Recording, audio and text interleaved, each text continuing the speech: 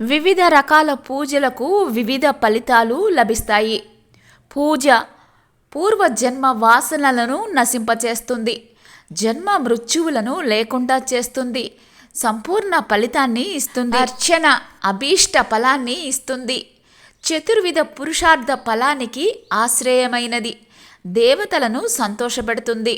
జపం అనేక జన్మలలో చేసిన పాపాలను కూడా పోగొడుతుంది, పరదేవతను సాక్షాత్కరింపచేస్తుంది, జీవుణ్ణి దేవుణ్ణి చేస్తుంది. స్తోత్రం నెమ్మదిగా మనస్సుకి ఆనందాన్ని కలిగిస్తుంది, సాధకుణ్ణి తరింపచేసేది స్తోత్రం.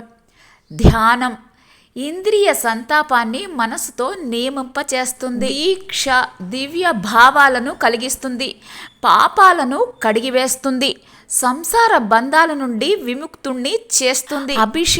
అభిషేకం చేయిస్తే సకల శుభాలు కలుగుతాయి.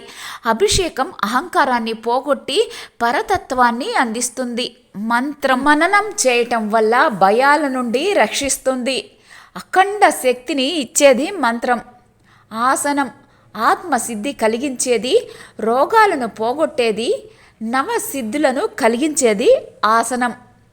తర్పణం పరివారంతో కూడిన పరతత్వానికి కొత్త ఆనందాన్ని కలిగిస్తుంది.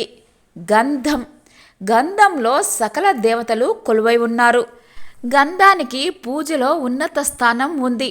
అక్షింతలు కల్మషాలను పోగొట్టడం వల్ల తత్పదార్థంతో తాదాత్మ్యాన్ని కలిగిస్తుంది. పసుపు కుంకుమ విరిగిన బియ్యం లేకుండా మంచి బియ్యంతో అక్షింతలు చేయాలి. పుష్పం పుణ్యాన్ని వృద్ధి చేసి పాపాలను పోగొడుతుంది, మంచి బుద్ధిని ఇస్తుంది. ముళ్ళు కలిగిన పువ్వులు వాడితే కష్టాలు వస్తాయి, మంచి సువాసన కలిగిన పువ్వులు వాడితే శుభం కలుగుతుంది. ధూపం చెడు వాసనల వల్ల వచ్చే అనేక దోషాలను ధూపం పోగొడుతుంది, ప్రేత పిశాచాలు పారిపోతాయి. దీపం అజ్ఞానాన్ని పోగొట్టేది దీపం, అహంకారాన్ని లేకుండా చేస్తుంది, పరతత్వాన్ని ప్రకాశింపచేస్తుంది. పూజ గదిలో దీపాన్ని వెలిగిస్తే ఇంట్లో ఉన్న దుష్ట ప్రభావం దగ్గరికి రాదు. నైవేద్యం అంటే మధుర పదార్థాలను నివేదన చేయటమే నైవేద్యం. ప్రసాదం అంటే భగవంతుడికి నివేదించిన నైవేద్యాన్నే ప్రసాదం అంటారు. భగవంతుడి అనుగ్రహానికి చిహ్నం ప్రసాదం.